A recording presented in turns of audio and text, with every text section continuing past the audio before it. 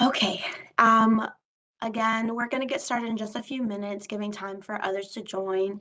But in the meantime, if you'd like, you can put a response in the chat to this icebreaker. Thanks, Will, for getting us started.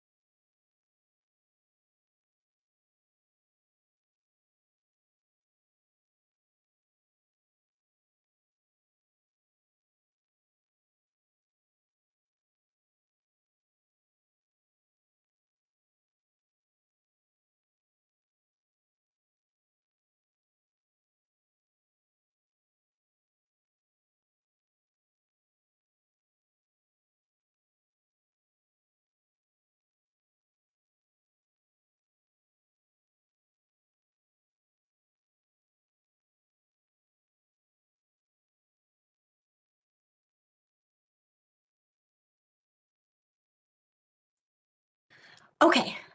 Good morning, everyone. We are going to go ahead and get started. Welcome to our very first advisory board meeting for this new term of our 2025 through 2027 Community Violence Advisory Board. My name is Ciara Scott, and I'm the director for our North Carolina Office of Violence Prevention, where this advisory board is housed. Um, I am really excited for us to be here today and kind of have this kickoff for everybody to get acquainted with our office, get acquainted with each other, and what to expect for the next 2 years being a part of this advisory board and supporting our office in our work to address violence across the state.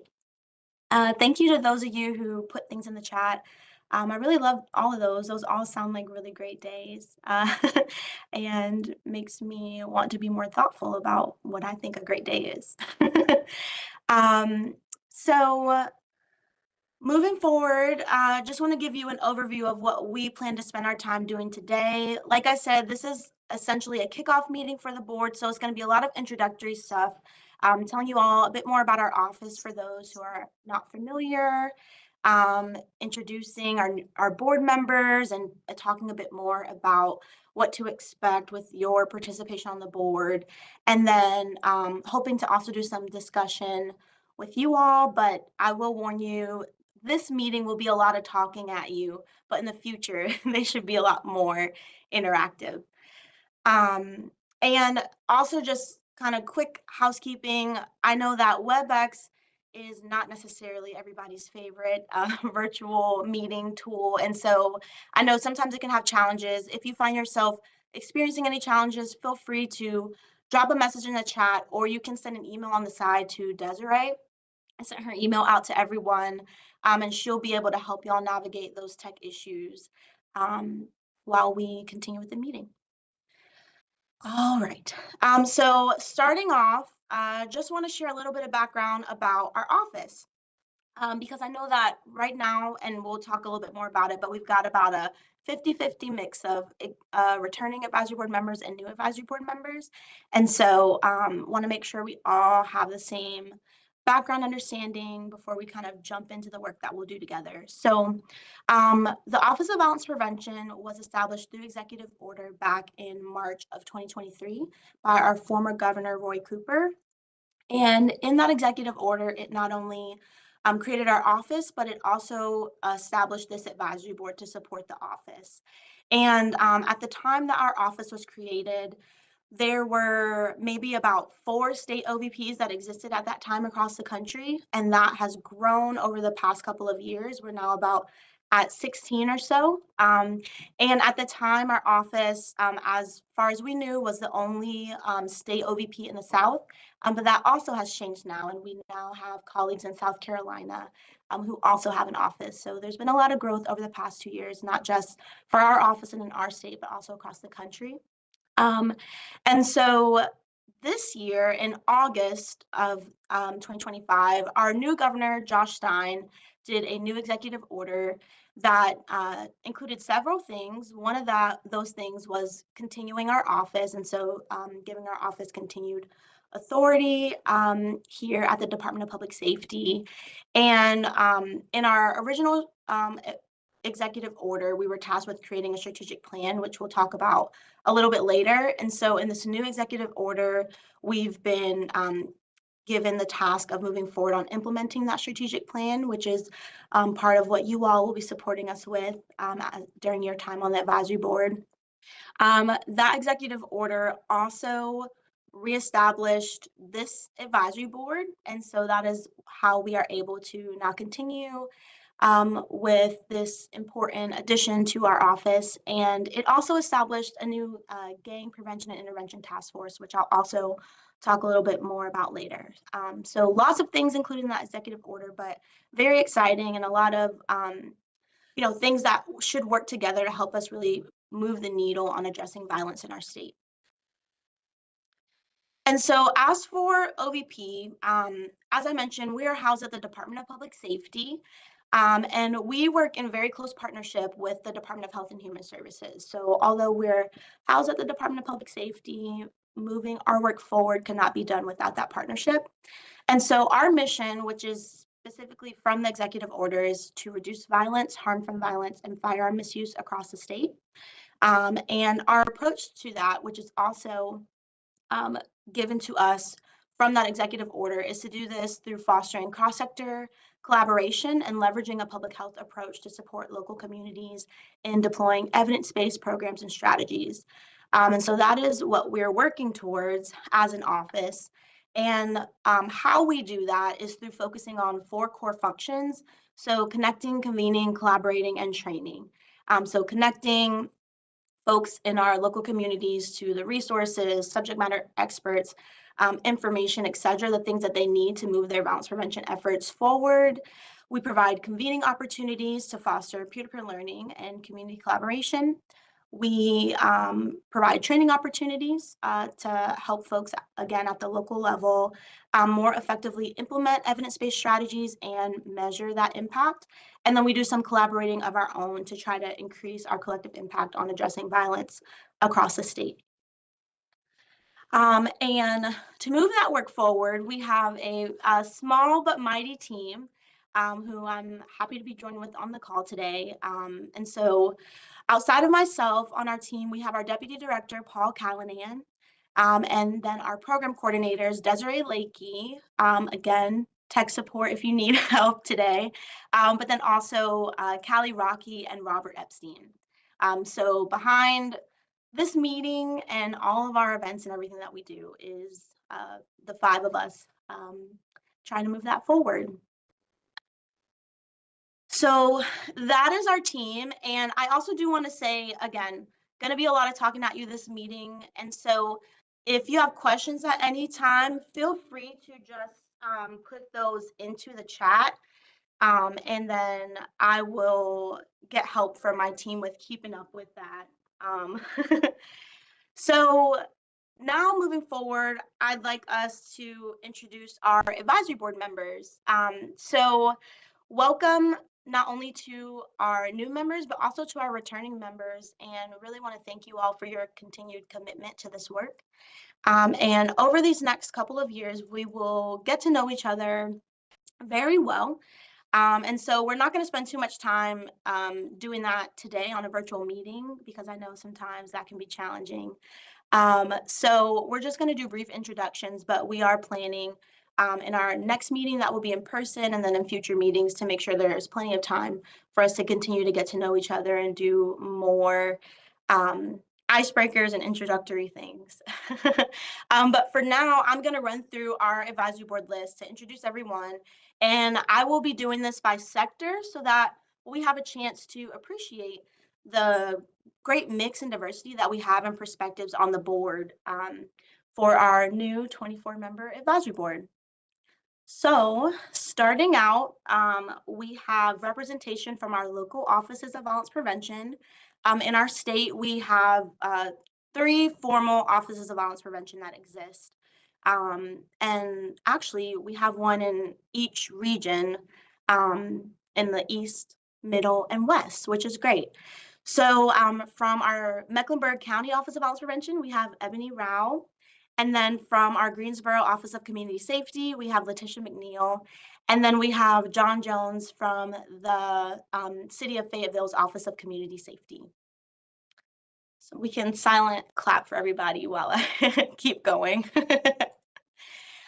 So then, in addition to our local OVPs, we have other local government representation. From New Hanover, we have Rashad Gaddison. And then from Buncombe County, we have Will Baxter. Thanks for the claps. So on our board, we also have representation from law enforcement. And so, again, we have a good mix from our different regions. We have representation from Durham County Sheriff's Office with Sheriff Burkhead. And then we have representation from Vance County Sheriff's Office with Sheriff Brain. And then we have representation from our Salisbury Police Department with Chief Smith, and then from the Henderson Police Department with Chief Barrow. All right. Next, we have representation from our local health department, which we also have representation from the health department for one of our OVPs. But outside of that, we have representation from the Forsyth County Department of Public Health with Sharita Sutton. Claps. And then we also have a good mix of representation from different community organizations and nonprofits across our state. And so we have representation in the East from Nicole Elliott with the Marcus Project, and then Kevin Brooks with the group Theory Incorporated. And then in our middle region, we have Kiefer Bradshaw with Gate City Coalition, and then Justin Reed, who was the former director for storytelling at Cities United and is continuing in his work in the CVI space. And then in the West, we have representation from Cornelius Kinlaw, who works with the Urban League of Central Carolinas and their Alternatives to Violence program out there in the Charlotte, Mecklenburg area.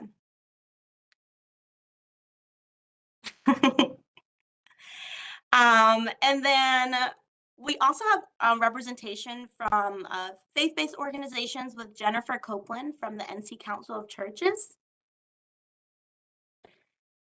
And then we have representation from the advocacy sector with Becky Kirstus from the North Carolinians Against Gun Violence organization. And then we have representation from the healthcare sector. And again, here we have a good mix of representation from each region. So from the West, we have representation from Dr. Jacobs from Atrium Health. And then in the East, we have representation from Sue Ann Pilgreen with ECU Health. And then in our middle region, we have representation from Azuri Holder with Duke University Hospital and their Violence Recovery Program there, and Dr. Yasmin Gay from Atrium Health in Forsyth County. Thanks, Rashad. You're really doing well with the claps. And finally, we also have representation from the academia sector. We have Dr. Beth Morocco from the UNC Injury Prevention Research Center. And then we have Dr. April Alexander from the UNC Charlotte Violence Prevention Center and Dr. Carla Strong from the Serve Center at UNC Greensboro. And that is our board. So again, thank you all for your commitment to this board, and I'm really excited about the group that we've put together and the work that we will do over these next couple of years. And so now I want to talk a little bit about kind of what to expect with being on the board. So in terms of the scope or the mission for this board, obviously, earlier I mentioned that our office has been tasked with a mission to reduce violence, harmful violence, and firearm misuse across the state. But none of that is really possible without the work that happens at the local level. And that is why it is really essential for us to have this advisory board to support the work that we're trying to do, because you all are essentially our boots on the ground, our ear to the streets, or however you want to put it. But you all are who we see as the subject matter experts on community violence in our state, and we will look to you all to better understand needs, best practices, etc. And so while you're on this board, you will represent not only yourselves, but your sectors and also the communities that you come from.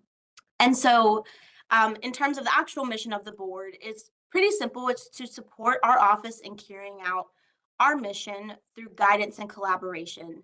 And so how that will look will ebb and flow, and we'll talk a little bit more about that and some of the things that we have on the horizon. But I do want to emphasize that our team will be doing a lot of planning and trying to figure out the best ways to kind of utilize you all, again, as subject matter experts and representatives of your community to support the work that we're trying to do.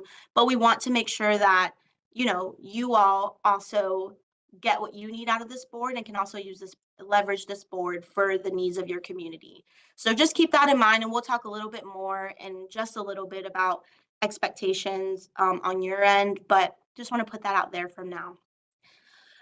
So I know that when I reached out to you all, I sent a little lengthy email about the commitment that you were signing up for, and I appreciate you all, you know, committing to that.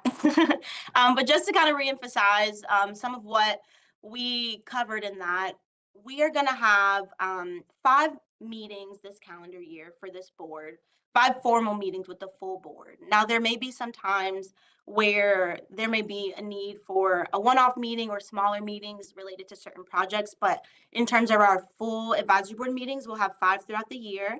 And we'll have 1 in person. So the rest of those will be virtual, but we'll have 1 in-person meeting in February on the 18th, which we also shared in that email, and we'll share more details about that meeting later.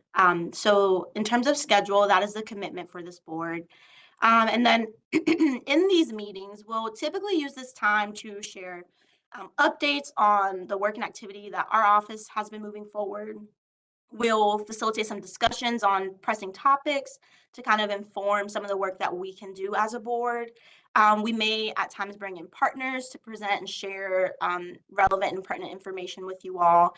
And then we also, again, want to make sure that you all can leverage this board to support the needs of your community. So we will always give time for you all to share, you know, updates, concerns, things that you would like to discuss or, you know, share with the board, whether that's making folks aware of an upcoming event that you have and would like support for, sharing a resource that you've released, or even, again, bringing up a challenge that you're having to see if other of your peers on this board have recommendations or ways to support you. And in terms of communication, we will typically be emailing you mostly through our OVP inbox, which you all received many emails from already leading up to this meeting. So that'll kind of be our primary way of communicating with you all, but there will be times that some of our team members will also reach out directly to you all, and then also sometimes by phone.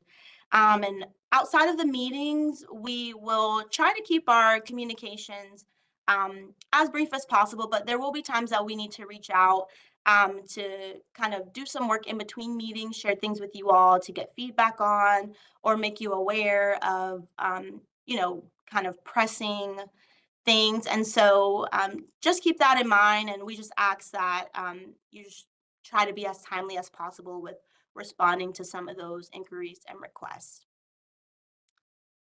Okay, let me take a pause, see if I see any questions.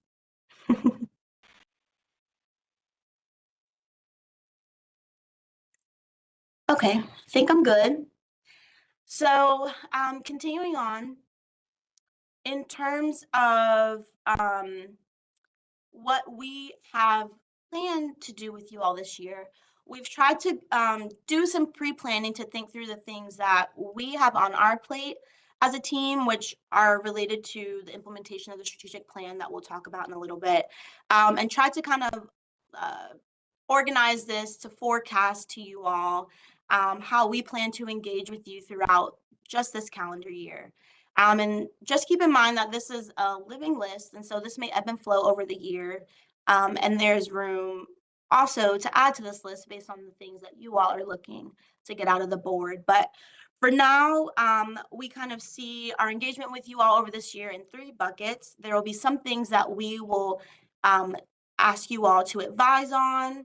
And so basically, that means providing feedback or subject matter expertise related to different projects that we'll be working on. So this year we have plans to put together some resources, some one pagers and toolkits. We're hoping to expand some of the data products that we've released and then um, do some geographical prioritization, which we'd love to have your input in, and as well as some partnership building and trainings. And that's us looking to put together some trainings. And then on the next bucket for participate, these are things that we just simply want you all to attend or be a part of. So trainings, outside of the ones that we put together, also trainings that we are looking to host or amplify from other entities. And similarly, helping us to amplify our events and make sure that the other folks in your ecosystems are aware of our events, our resources, etc. And then also, we plan to have some topic specific discussions with you all, again, to kind of explore different ways that we can work together as a board. And then there are also some things that we would like for you all as board members to collaborate with our team on. And that means that we really like y'all to be kind of partners working hand in hand with us to move these things forward. So those include our regional meetings, our annual conference, which are two activities that this board has supported us with in the past. And then our core competencies, which is related to our strategic plan, and we'll talk more about that later. So these are some of the activities that we have on the horizon that we would like to be working with you all on this year. And like I said, there's room for this list to grow based on what you all are hoping to get out of your experience as well. And so with that being said, we would like to now open it up for us to have a discussion to learn more about what you all are excited for and wanting to get out of your experience on the advisory board. So to help us organize the discussion, we're going to use a little fun tool called Menti. And so in order for us to use this, we need you all to either scan the QR code and it'll take you right to the page that you need to be on, or you can type in that website, menti.com, and then enter that code, and then it'll bring you to the page. So I'll give you all a moment to get up there, and when you do, there should be a question that you can go ahead and start answering. And um, fun fact, these are similar questions to what we emailed you to start reflecting on. So hopefully that's helpful.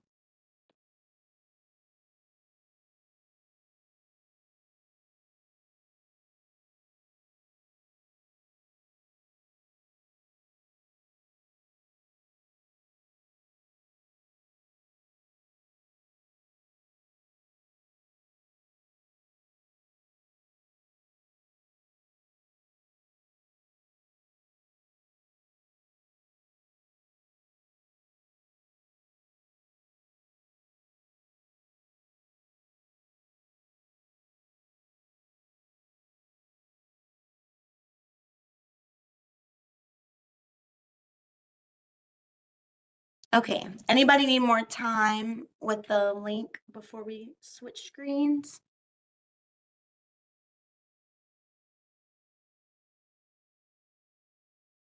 Okay, cool. Then we're gonna switch screens and show the Menti board.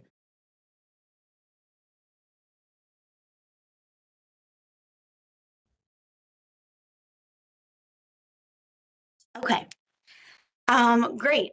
I'm glad that you all have already started answering. Seems like you're getting the hang of Menti, which is great. So this question was a little for fun, a little to make sure y'all could use it, but also we think it's really good to know what keeps everybody motivated because sometimes we need to be reminded and grounded in that. And so this is nice. For context, what this does is puts everybody's responses up here, but the ones that are big, that means that these ones were submitted more than one time. So looks like there's lots of things that keep us motivated. Um, Faith, humility, dedication, opportunity, but some of the biggest things that stand out to us are our passion, purpose, progress, love, community, hope, and faith, which I love. Um, okay, great. So we're gonna move to the next question now to better understand what you're looking to get out of your experience on this advisory board. So if you all could write responses in the chat, but then if you are interested in expanding on your response at all, feel free to raise your hand and I'll call you to unmute if you want to give us some more context or talk a little bit more about what you're looking to get out the experience.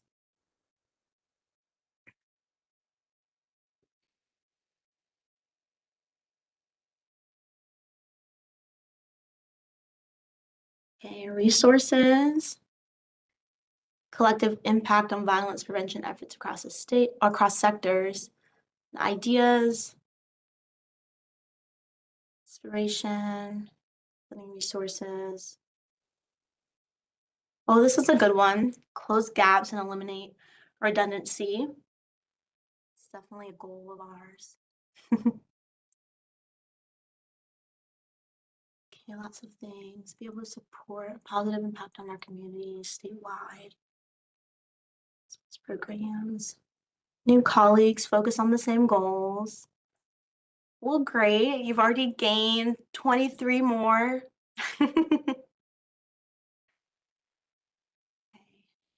These are good.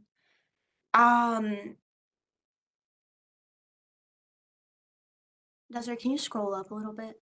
Back to the beginning?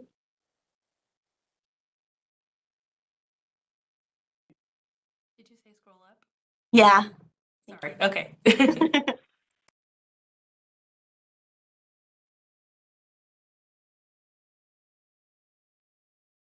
Wait, like all the way to the top.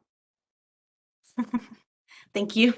Okay, I was trying to remember the first two. So for resources and ideas, I'd be curious if anybody wants to expand on these and kind of talk a little bit more about kind of specific resources you're looking to gain or like ideas related to what.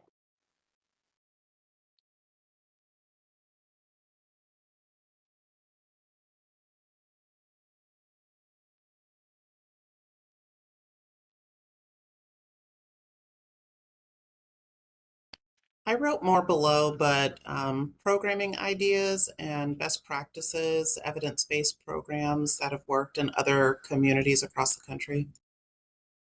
Okay, great.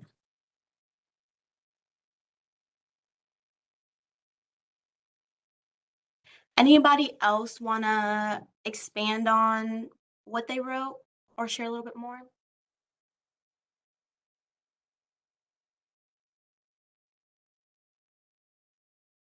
I can share. I wrote increase efficiency. I want to get from this what has worked in other cities, and other perspectives as well, especially developing a brand new office. I want to identify how we can be as efficient as possible through the wisdom that this group shares, through personal and professional experiences. That's good. Thanks, John.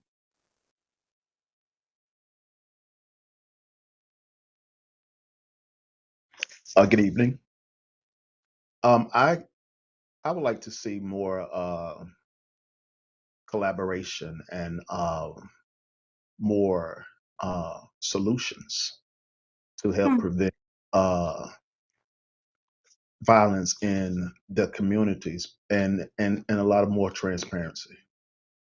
Hmm.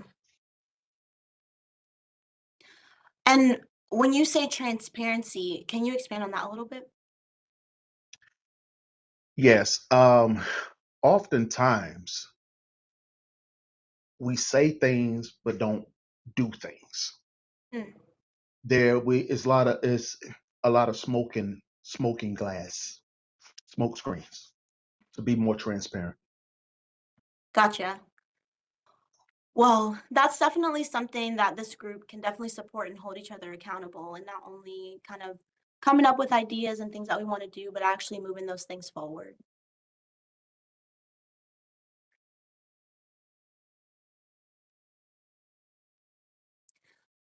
Okay, anybody else want to speak on what they're looking to get out of this experience? Yeah. Good morning, y'all. Um, uh, I really want to see the state office be an example across the country. I don't think that there is a strong state office that is moving the work forward and being collaborative across all of the cities. There are some major cities that are doing some great work, but I want to see and lend my support in making North Carolina state office a shining example across the country for what state level CVI can look like in supporting cities and building out comprehensive public safety plans and reducing homicides and shootings. I like that. We'll accept that support.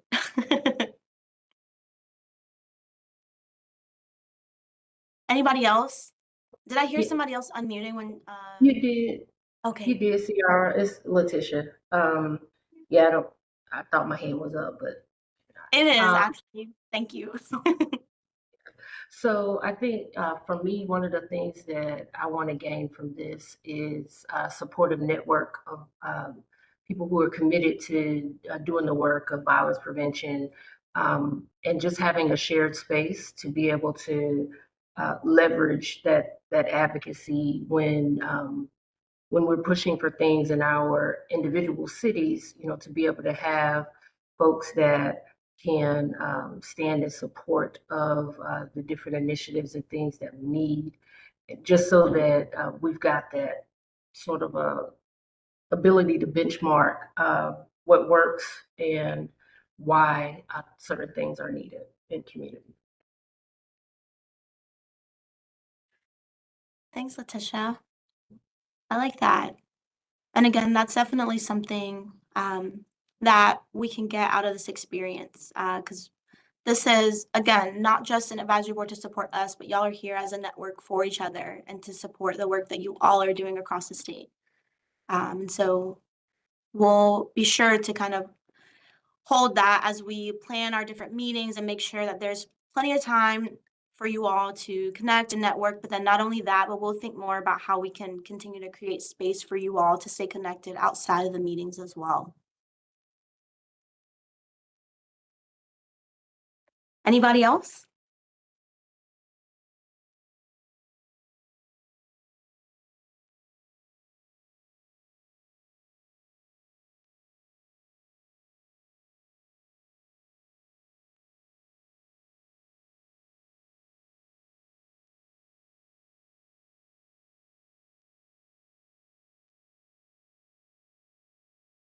I see in the chat something about rural resources for rural areas, and I know that in general, that has been a big topic across our state is thinking about how to better support and more effectively move forward prevention and intervention work in our rural areas. And so that's definitely something that we're going to want us as a board to spend some time thinking more about and trying to think and figure out ways that as a state we can hopefully move the needle in that space.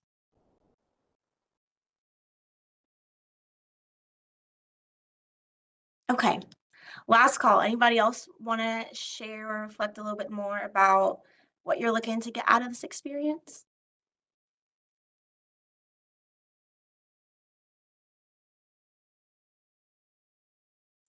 Okay. Well, thank you all for sharing.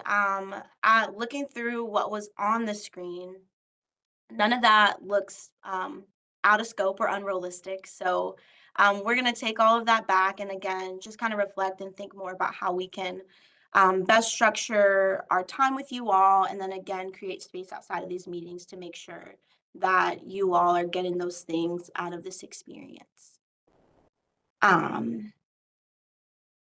Let me get our screen back up.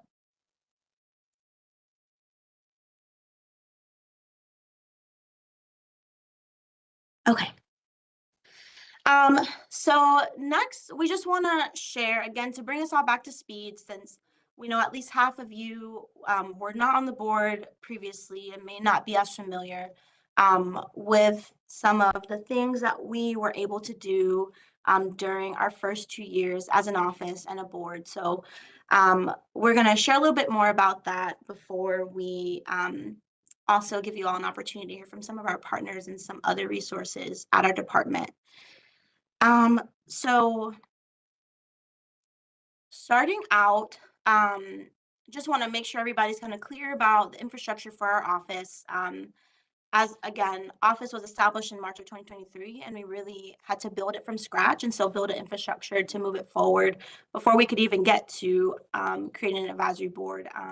But we did, with lots of help from our leadership teams at the Department of Public Safety and the Department of Health and Human Services. And so both departments support our office and our leadership team. And then in addition to that, our office leverages grant funding to support the rest of our staff in our programmatic activities. And so currently we have the CVIPI grant that comes from the Department of Justice that is supporting our programmatic infrastructure for our team. And that grant goes through September of this year. And so as an office, we're constantly looking for ways to just strengthen our capacity and maintain our team, but also the programmatic things that we can do. And so that's a big priority for us right now, is looking for ways to sustain that past September 2026. And so after we were able to kind of get some footing with our office infrastructure, we were able to kick off the first inaugural advisory board, which was established in December of 2023. This picture actually only has about half of the advisory board members in it. But as you will see, y'all see some returning faces that are here on the call today. And this advisory board was really a big support for our office, especially in those first 2 years and trying to get our footing. And so they supported a lot of the activities that we did and supported me as a director.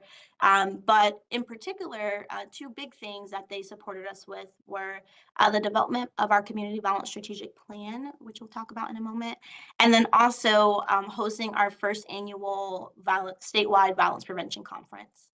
And so, yeah, very grateful to that board and really excited to have some of those members continue, and then to have our new members that will be working with us over these next couple of years. And so the strategic plan that I just mentioned, this was released in November of 2024, and this was a mandate from that original executive order, but was a really helpful mandate because it's really helpful to have the strategic plan to anchor us as an office, but then also anchor us as a state and what we're working towards, and how we're trying to move the needle from our scope at a more macro level as a state office to support violence prevention work across the state. And so the strategic plan has 3 core goals. And then under each goal, there are different objectives. And in the full plan, which the link was just put in the chat for that, you'll also be able to see some more micro strategies related to the objectives. But our first goal, enhancing collaboration and coordination. the kind of background on how this came out to be a priority for us is that through our assessment period when we were trying to put together this plan, and honestly, even before that, and kind of what led to our state leaders deciding to create an Office of Violence Prevention is that, um, you know, it was just kind of found that there were many silos across our state when it came to the violence prevention work. There wasn't a lack of folks trying to move forward work, but a lot of people were doing this in isolation and not knowing about not only things happening in other cities and counties, but also other things happening right in their own like backyards in their own neighborhoods and other people trying to work towards the same, mission that they are. And so we really found this as an issue because, with the silos and lack of collaboration and coordination, there's just not alignment in the efforts that people are trying to move forward, and there's a lot of duplication, misprioritization of resources, and all in all, just kind of slows us down towards what we're trying to accomplish as a state. And so this is why this came out as a priority for us to really focus on trying to enhance and increase collaboration and coordination across the state and folks doing violence prevention work in our local ecosystems. And so on the screen, you can see specific objectives that we're trying to work towards. Under here are improving interagency alignment of data and resources, expanding cross-sector partnerships, and then fostering connections among local, state, federal, and community partners. Our second goal is to strengthen our violence prevention workforce in the state. And so for this one, we wanted to prioritize strengthening our workforce to ensure that the professionals doing this work, no matter what sector they're working within, all have a similar baseline skill sets and understanding, as well as access to tools, resources, and education to support what they need to effectively and efficiently do their work and keep those local ecosystems functioning. And so this is why this came out as really important for us to focus on. And within that, our primary objectives are to establish core competencies for community violence prevention professionals in our state, which is one of those activities from that list earlier that I said we'd like you all to be collaborating with us on this year. Second objective is to demonstrate the utility and reach of prevention and intervention strategies, and then to expand the reach of our community violence prevention workforce in the state. And then our third goal is to prepare and empower local communities. So as I mentioned earlier, we can't move forward our mission without the work that happens at the local level. And so that's why it was really a no-brainer for us that we needed to prioritize preparing and empowering local communities and make that a major focus for our office. And so we want to ensure that localities have the infrastructure and information that they need to act on and move forward prevention and intervention strategies and activities that are not only effective, but also appropriate for their communities. And so under that goal, our objectives are to enhance the understanding and use of the public health approach, to provide information and training on evidence-based models and strategies, and to enable effective and efficient implementation. So hopefully what I just went through seems very familiar to you all, and that you all have seen our strategic plan at one point or another. But if not, that's okay. You're familiar with it now, and you'll be much more intimately familiar with it over these next couple of years because we'll continue to bring it up. Everything that we're working towards is connected in some way, somehow, to one of these goals and trying to reach it through the objectives and strategies that we set. And we'll always, as we move forward, try to make connections back to the goals so everybody understands how the things that we're doing align with us trying to move forward this plan. And so over the past year, we have already started trying to move forward the plan, and again, with support from our previous advisory board. And so here's just an overview. I'm going to go through and just share a couple of things that we've done that are kind of related to each goal, just for context. But again, we will make sure that you all receive something that does just kind of more clearly connect the things that we're doing to the goals that they're reaching or accomplishing. But for our first goal, enhancing collaboration and coordination, over the past year, we've done a few activities that have been working to meet this goal. One was the release of our county violence profiles that came out last May, which I know at least half of you are familiar with because our previous advisory board also helped support us in the development of this. But this is a resource on our website, and the link to our website should be in the chat. If not, it will be in the chat for you all to kind of look through.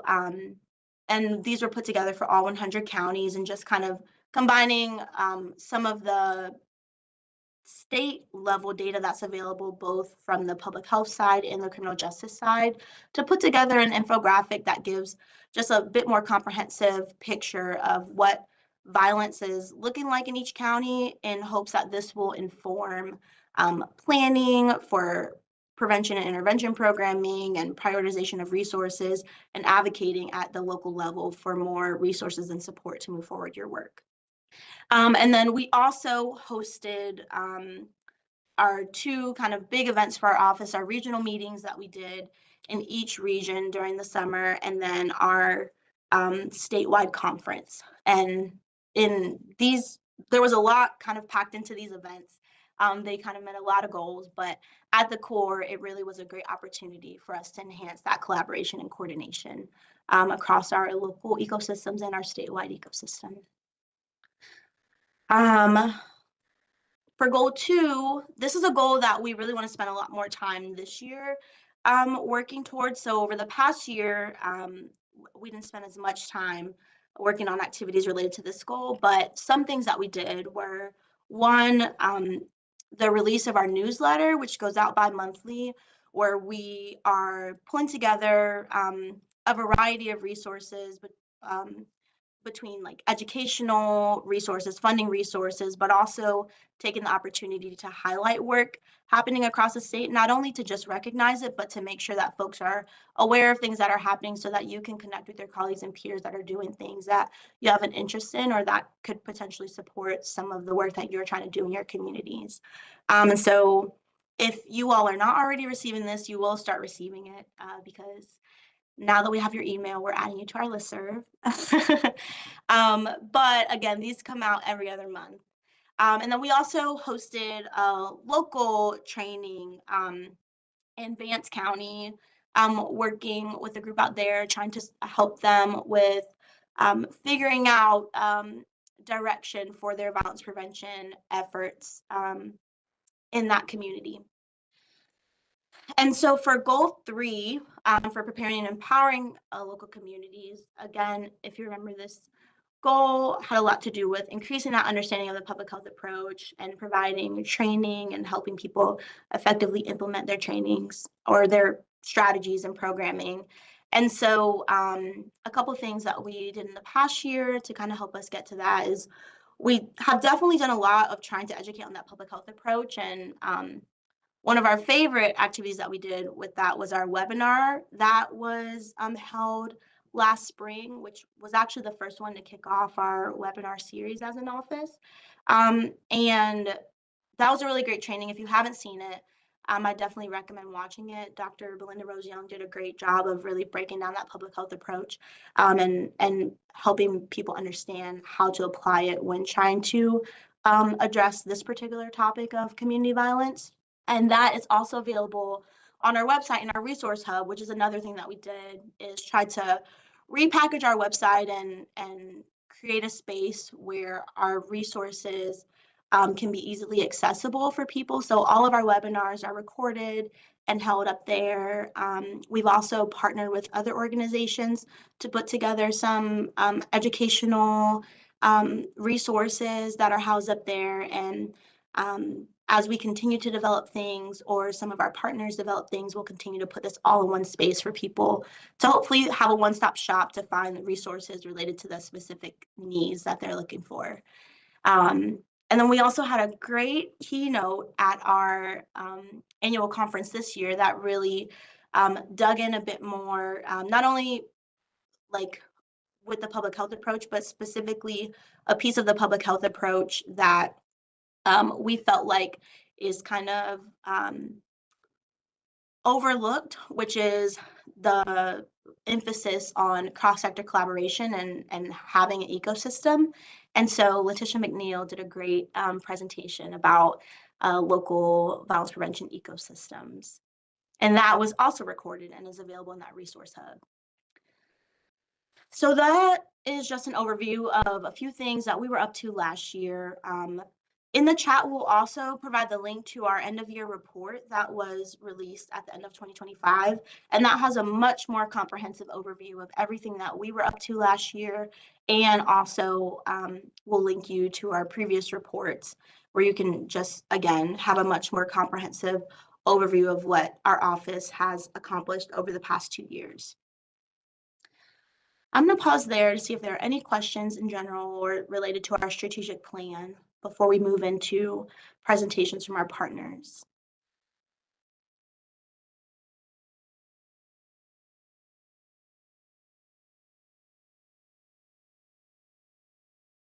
Okay. I don't hear any. I don't see any. All right. So then we're going to move forward. Next, we wanted to take some time to invite some partners to share with you all, because OVP is just one of several sections or divisions within DPS that support violence prevention and intervention efforts across our state.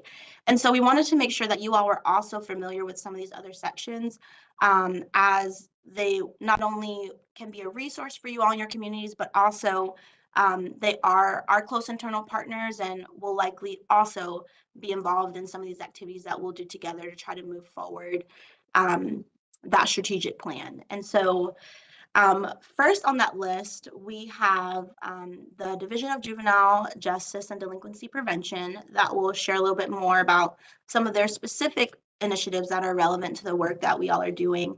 And I'm going to welcome my colleague Jared Pone to pop up, unmute, and take it away. And I've been good on time, Jared, so you've got a little extra time. FYI. Oh, you know that is trouble. Don't give me too much time. Good morning, everybody. Hopefully everybody's doing good. Thank you guys for having me today. It's an absolute honor to join you guys. I'm Jared Pone again. I'm a licensed attorney here in the state of North Carolina, representing the Division of Juvenile Justice. In my role, I'm the Legislative and External Affairs Manager for JJ. I also have the pleasure to lead the NC Safe initiative, which stands for Secure All Firearms Effectively, NC Safe. I'm going to talk to you guys briefly about NC Safe, a little bit about our history and what we do, what we've done, and kind of where we're going in the future. And I'm just excited to be here. So with that, we'll dive in. Thank you so much for having me. Let's go get it, y'all. Next slide, please. So NC Safe, we are part of NCDPS. We started in 2023. It's an educational campaign to educate folks about safe firearm storage in response to the increase of firearm-related deaths amongst kids and youth. We provide resources and best practices around safe firearm storage, and we're not associated with any other advocacy group or organization. We're not political. We don't lean left. We don't lean right. We're literally the state government. With the right to have a gun is a responsibility to lock it up and keep it safe. As a proud gun owner myself, growing up in rural North Carolina, grew up in Cumberland County. Anybody from Cumberland County, if you are, give me a little thumbs up. I grew up in a little town called Grace Creek on a road called Chickenfoot Road. So I grew up in the middle of the country, you guys. So I grew up with a healthy respect for firearms and for hunting. All right there, Miss Sutton, I see you. And Brooks, I see y'all. Let's go. Cumberland County in the building. So I grew up with a healthy respect for firearms. So I'm glad to be here. Also am a proud father of a 3-year-old Tyler. So it's personal for me. And on a daily basis, I work with families who have been impacted by firearm violence. And folks tend to think that keeping your gun in a car or in other places is a safe, and that's not the case. And we're going to talk about that a little bit further.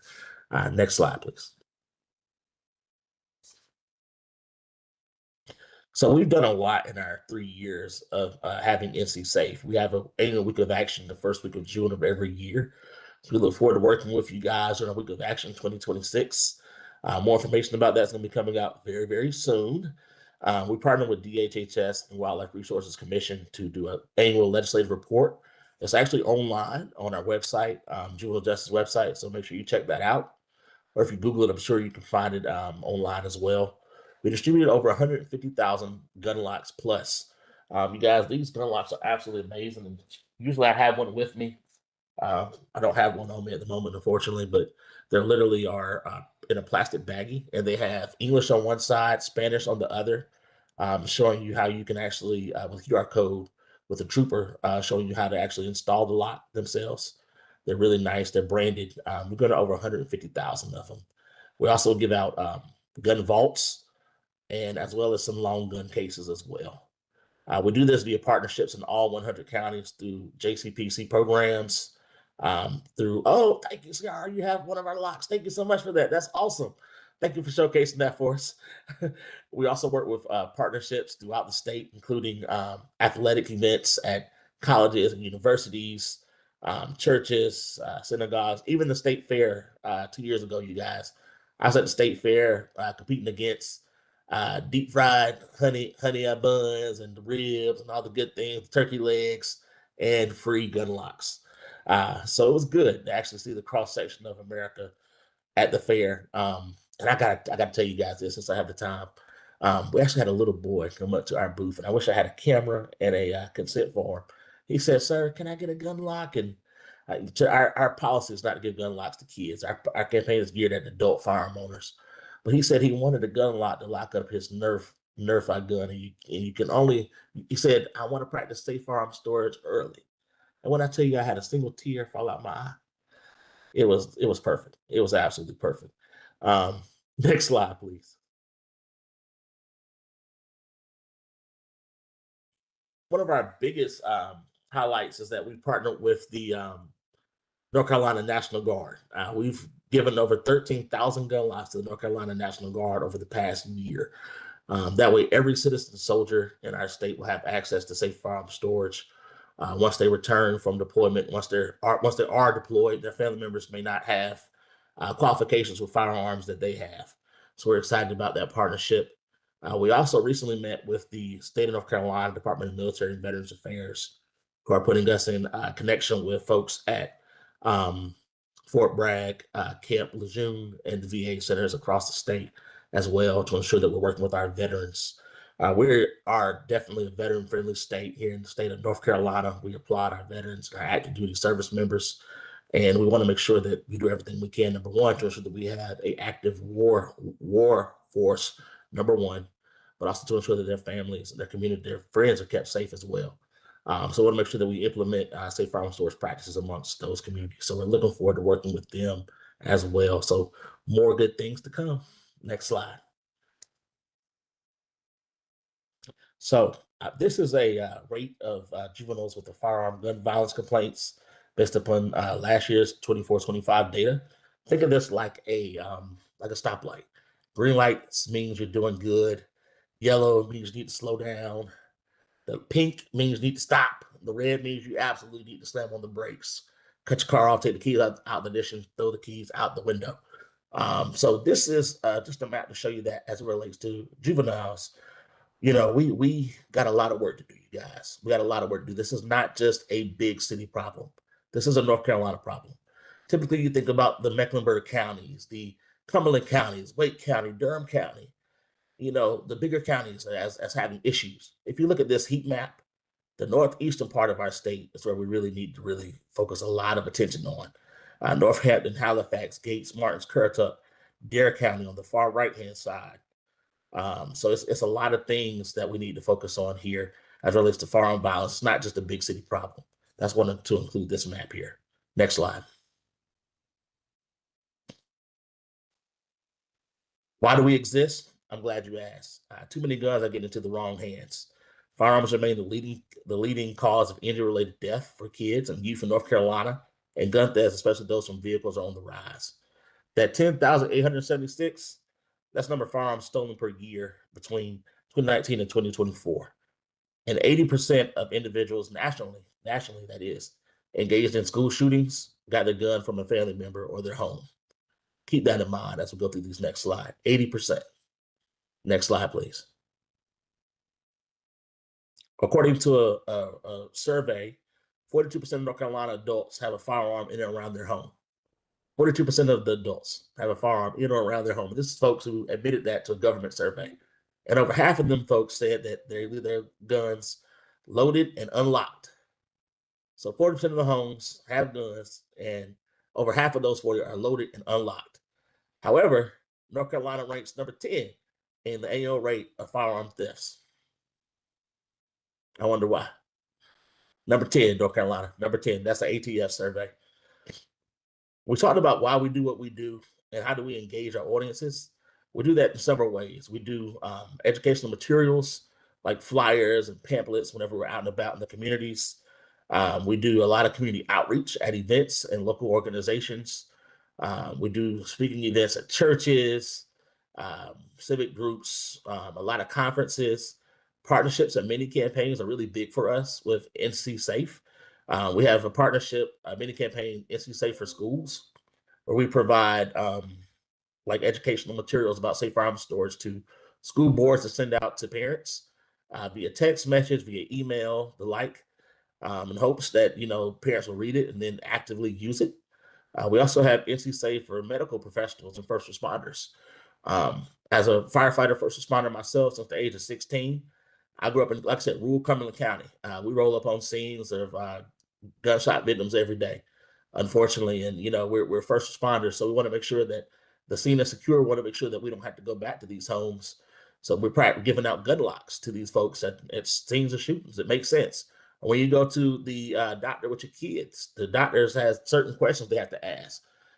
Do you have a gun in your home? Is your gun stored safely? And if you do have a gun, would you like a free gun lock? So we partner with a lot of health systems and a lot of pediatricians, a lot of first responders, and the like as far as that goes.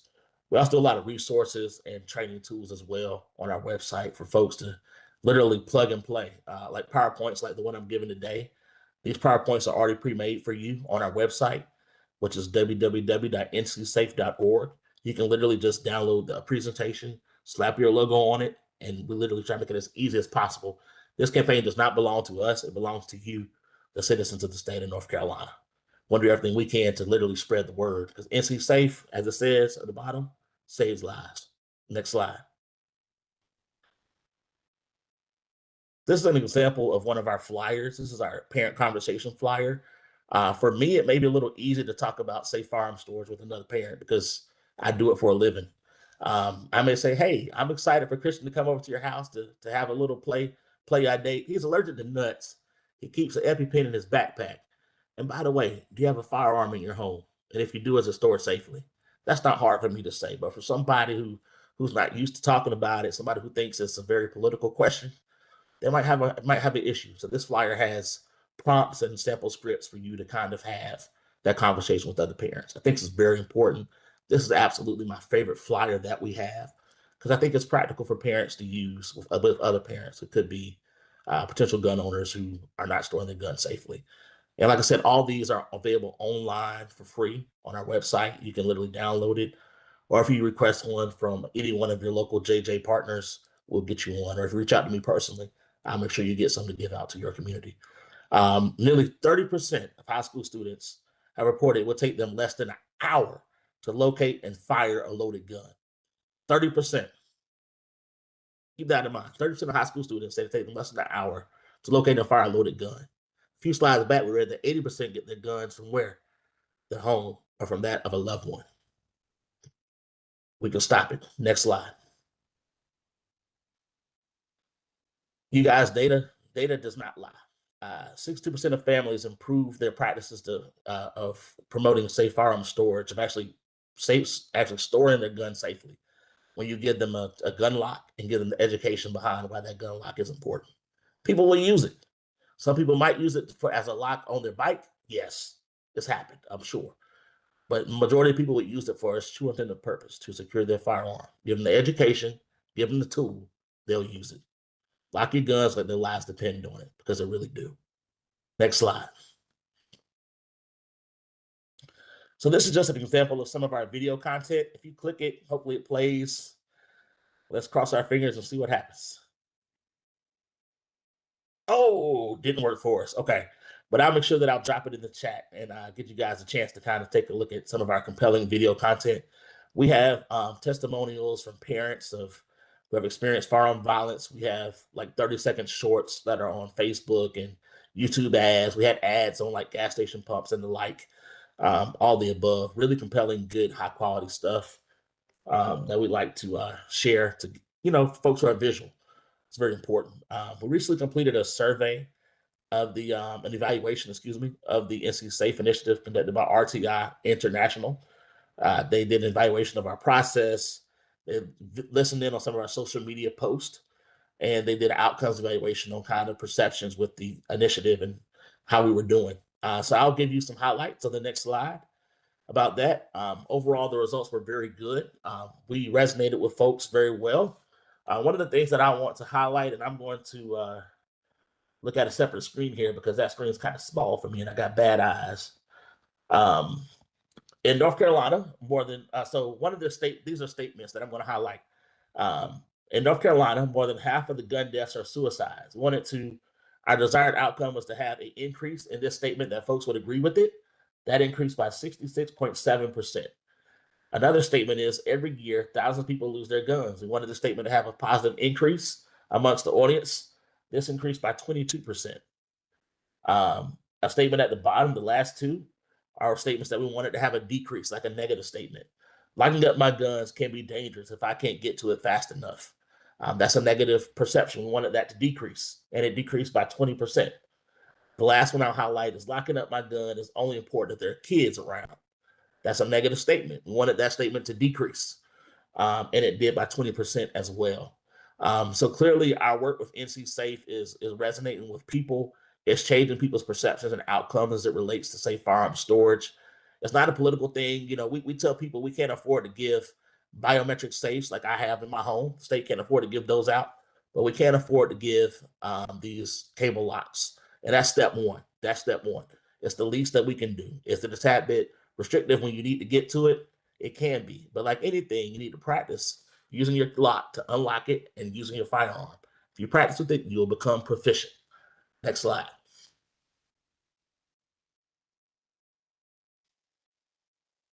All right, so that leads me to funding. Like I said, we started in 2023 with NC Safe. The legislature mandated that we do this campaign. However, the legislature did not appropriate us a single dime. We have not received a penny to run this campaign. All of our funds have came from grants and or lapsed salary. So we have been advocating for budgetary help from our state legislature for the past 3 years. We'll continue to do so until we get some help with getting this campaign. We've done a really good job thus far on the dollars that we've been able to get. We've become very good stewards over the funds that we have, but we need your help. Help advocate at the legislature for us. Say we need to fund NC Safe. If we're doing this good with the little bit of funds that we have, imagine what we can do with the funds that we've asked for. That's when we can really make a difference in this. This is truly a public health issue, and we're glad to partner with everyone and anyone who's willing to work with us, including our state legislatures. Next slide. We all can make a difference to make North Carolina a safe place for our kids. Thank you guys for your time. If we go to the next slide, you'll have my contact information. Follow NC Safe on Facebook, Instagram, X, and if you follow this QR code here, you can go to our website. You can sign up to get information from us, all the above. Like I said, all our resources are on the website.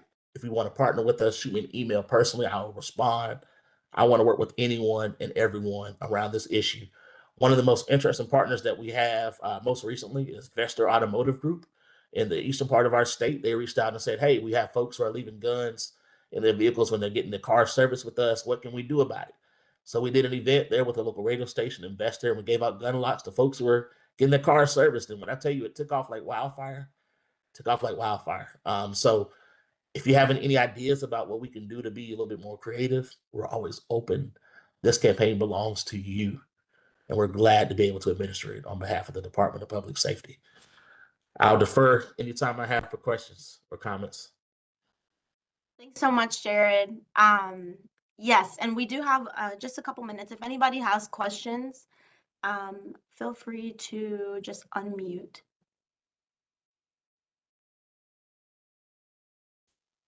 Is the 2.26 million what you're asking for? Or is that what you have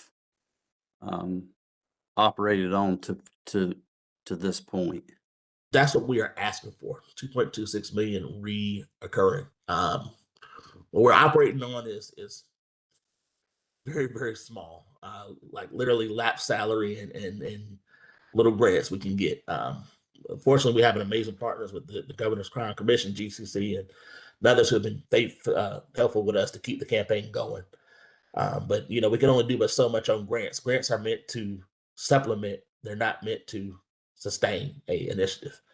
And the issue with us is we can't apply for a lot of grants because we're not a 501c3. We're the part of a state agency. So a lot of funders might not want to give money to the state. They said that's a state issue. The state should fund it. We've been asking the state for funding, but haven't got any help.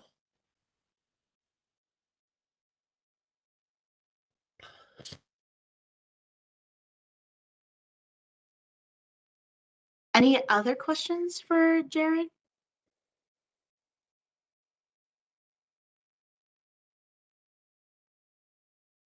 Well, I certainly appreciate it. It has been the honor of my whole week to be here with you guys. Thank you for all that you do. ncsafe.org is the website. My name is Jared Pone.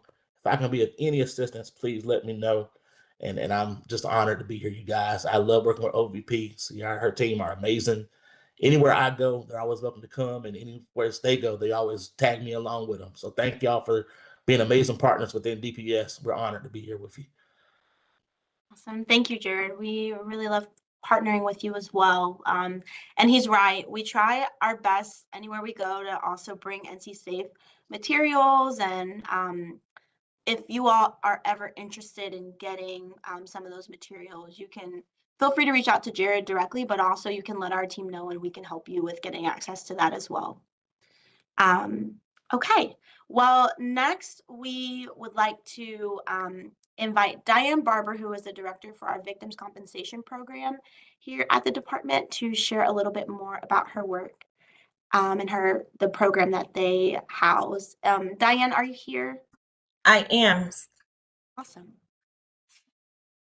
All right. Good morning, everyone. I'm also pleased and very grateful to be in front of you. I think many people may not have heard about our program, so I wanted to take this opportunity to provide some information about the North Carolina Office of Victim Compensation Services.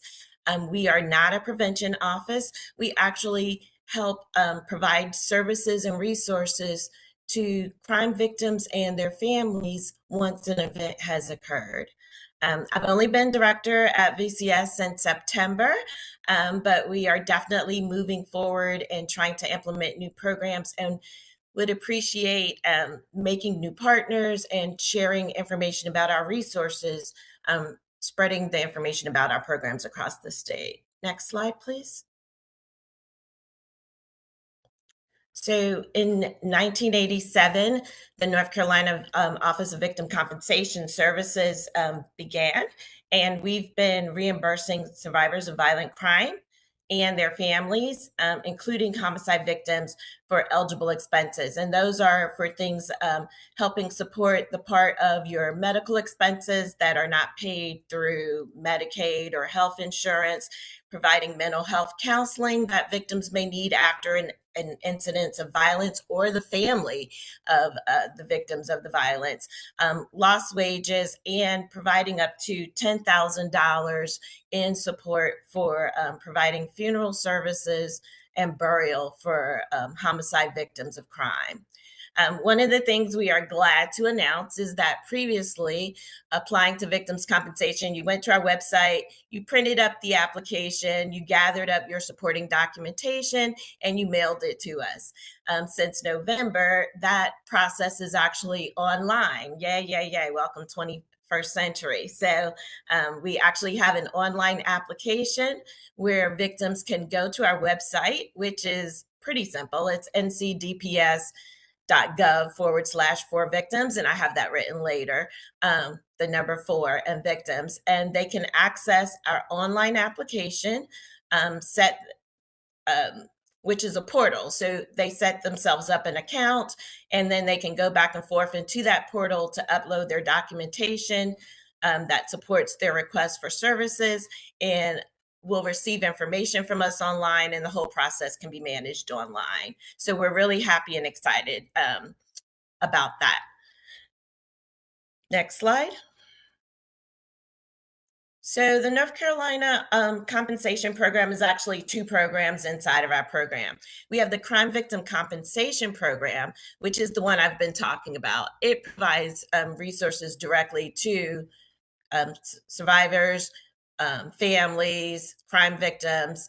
And then we have the Rape Victim Assistance Program, RVAP, which is a state program that provides funds as a first payer to hospitals and medical providers for sexual assault testing and the services associated with that for the ER and the SANE nurses, so that sexual assault victims should not be charged, or their insurance doesn't have to be charged in order for them to get care after a sexual assault. Next slide. So who are the victims?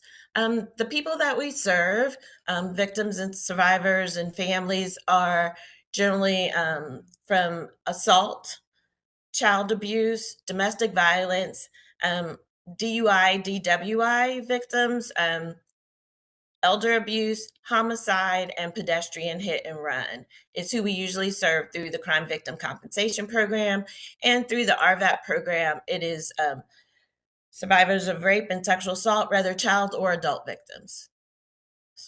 All right, next slide, please. And what are our maximum repayment amounts? So victims of violent crime can receive up to $45,000 from us for in joint for care, and that would include $10,000 for burial and funeral expenses for homicide victims, and up to $35,000 in other services for medical services, mental health, those kinds of services. Families can also receive counseling and mental health reimbursement for the mental health counseling that they may have after an incident. And I did want to say, though, for the Victim Compensation Program, some of our expenses that we pay directly to the individual are usually reimbursement based. But when we pay the medical providers, we can pay them after they've incurred the expense, but without the victim actually having to pay for it up front and get reimbursed. And the RVAP, as I said, makes payments to medical providers only, and it pays up to $1,500 for the sexual assault nursing examiner, the emergency room, and other applicable expenses associated with sexual assault care. Next slide, please. So this is a little bit of information. So our program is funded through a couple of sources, actually through multiple sources, but one of our primary sources is the Federal Victims of Crime Act, and that provides a 70% match, and the state provides the other 30% for our programs. And so as part of our federal programming, we have to provide performance measurements around what we're doing. So we have a small team of approximately 14 people, and this would be our report from 2024. The federal government pulls the data from all of the states into their data dashboard. And over to the left, you will see the link to that data dashboard. But I just pulled out North Carolina's numbers. And so in 2024, we had 3,237 persons who made an application. Then we approved 2,417, denied 1,132, and played 2,416 claims during that period. Next slide. Most of the payments that we made over the year were, these are the types of expenses that we paid. So most of the expenses that we paid during the year, we paid $2.9 million approximately in funeral and burial expenses for families of homicide victims. We paid another $4.4 million in medical and dental expenses. And I can't see the number off of the third one. I think it's been cut off down there at the bottom. So I tried to do the top three, but I'm not seeing the other one. So as stated, most of our costs go towards funeral and medical. But we also are able to provide some other types of expenses by the federal legislation. In part, some of the reason that we don't pay as much in some of those other categories is that we are not statutorily allowed to in North Carolina. And next slide, please. So Sierra said 5 minutes, so I had a really short presentation. But if you want more information about our programs, it's www.ncdps.gov/for-victims. We are steadily engaging in trying to address some of the legislation right now that does not serve victims in how it's structured, so that our program can actually provide more funding and more services to victims. So we are looking to be able to improve our program. We've made several initiatives to move forward. We also have a 1-800 number. And just like Jared, if you would like more information about our programs, we have an outreach specialist who goes across the state providing information about our program, providing brochures. We also conduct outreach through iHeartMedia and on gas stations as well around our programs, and really would welcome anyone sharing the information about our program to people after incidents happen who may be in need of these resources. So, you know, as you encounter families and they're looking for resources, to not forget about the North Carolina Victim Compensation Program, because we may be able to help meet some of their needs with expenses that are incurred that they may not be able to pay. Next slide, please. Thank you. Are there any questions? Thank you, Diane. And yes, I did say 5 minutes. I thought we would be much tighter on time, but we're actually good. So please, if you all do have questions or want her to expand on anything, feel free to just unmute and ask.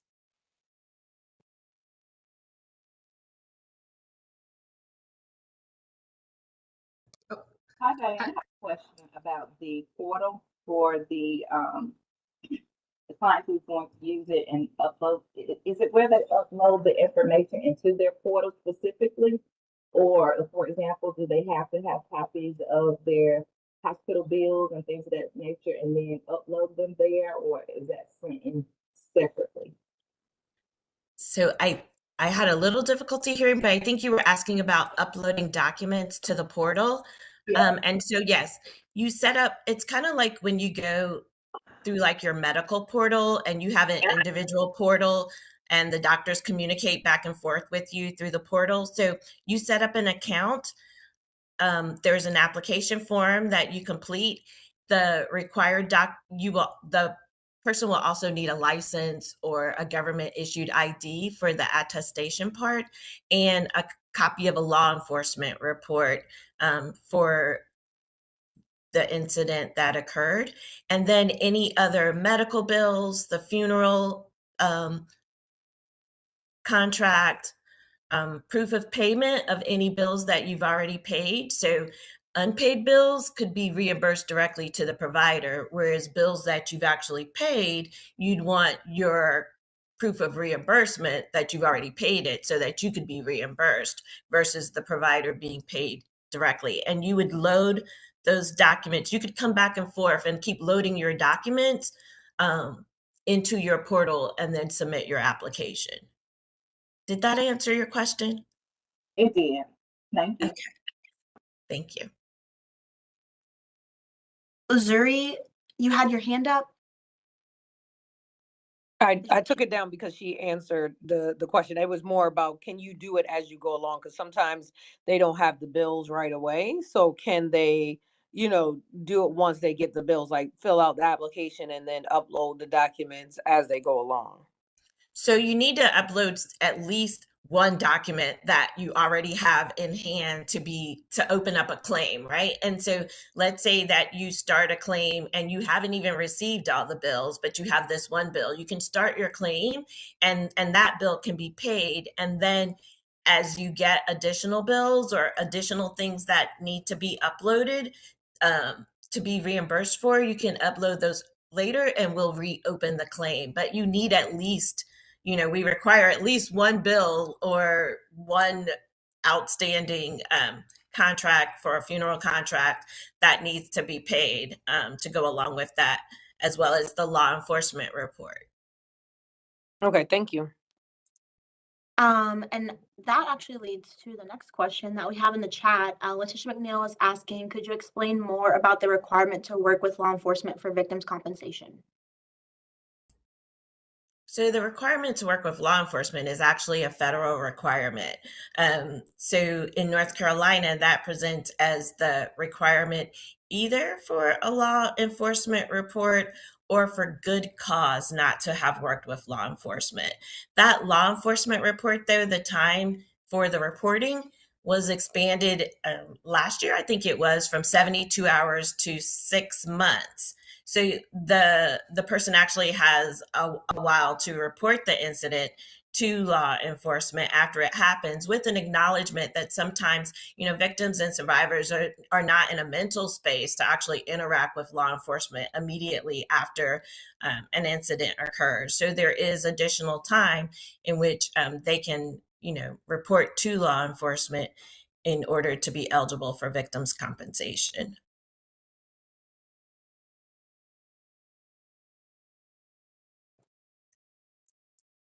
Are there any other questions for Diane? Good morning. Can you hear me? Yes.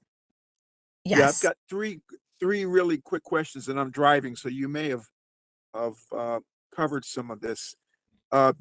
Does the compensation depend upon the victim's ability or the victim's family ability to pay? That's number one. Number two, I'm assuming that these reimbursements, this compensation is not available to the families of suicide victims.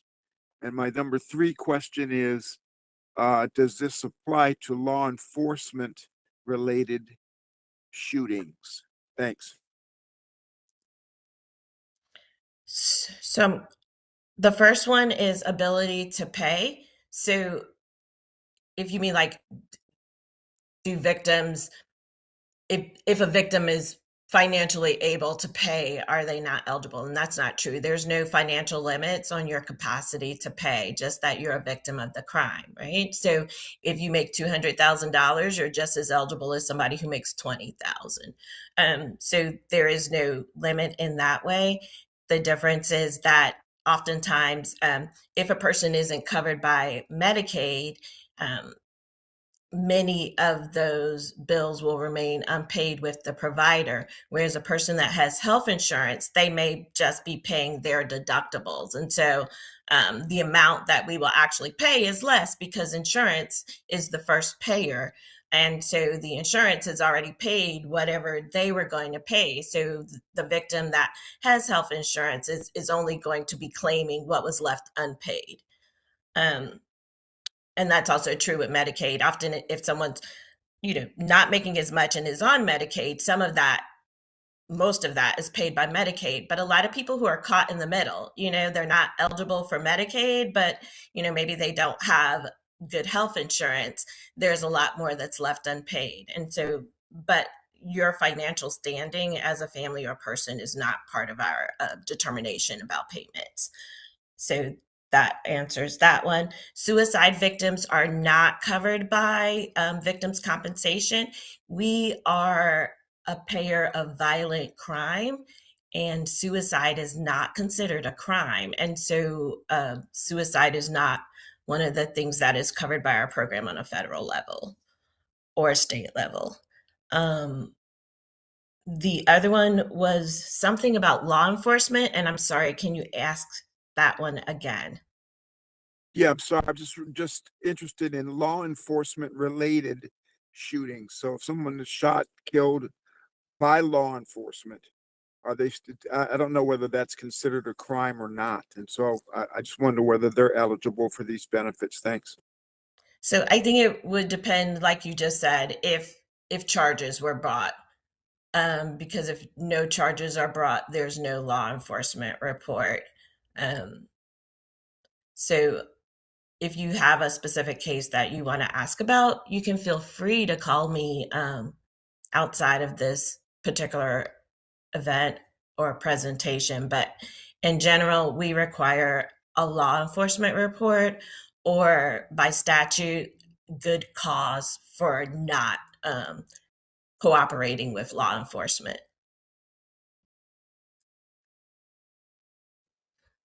Thank you. You're welcome. And to say good cause for not cooperating with law enforcement can look like the following. I've had victims of domestic violence who, when the police came, they said, no, I don't want to, file charges, et cetera, et cetera. And then upon later reflection are getting away. So the law enforcement officer says this victim's not cooperative. But then later in the process, the victim has gone forward with pressing charges, getting a DVPO, is no longer associated with that person. Then you're now collaborating with the process, the enforcement process, even if, it's not until we're actually into the criminal justice legal part of it that you're cooperating. And so that's still cooperating with the enforcement process, even if at the actual time of the event, the victim was not in a place emotionally or physically where they felt like they could collaborate with law enforcement at that moment. So that is something we actually look at.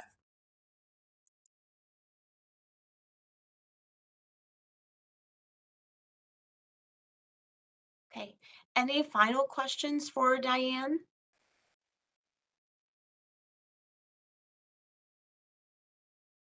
Okay.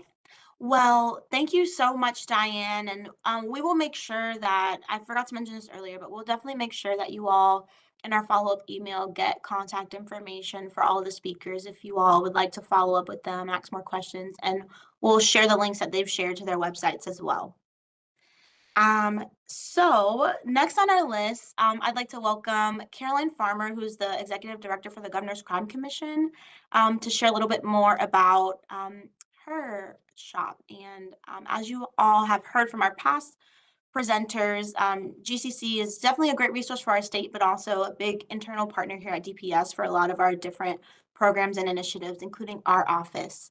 So Caroline, are you on the call? I am. Can you hear me? Awesome. Yes, I can. Pass it to you. Perfect.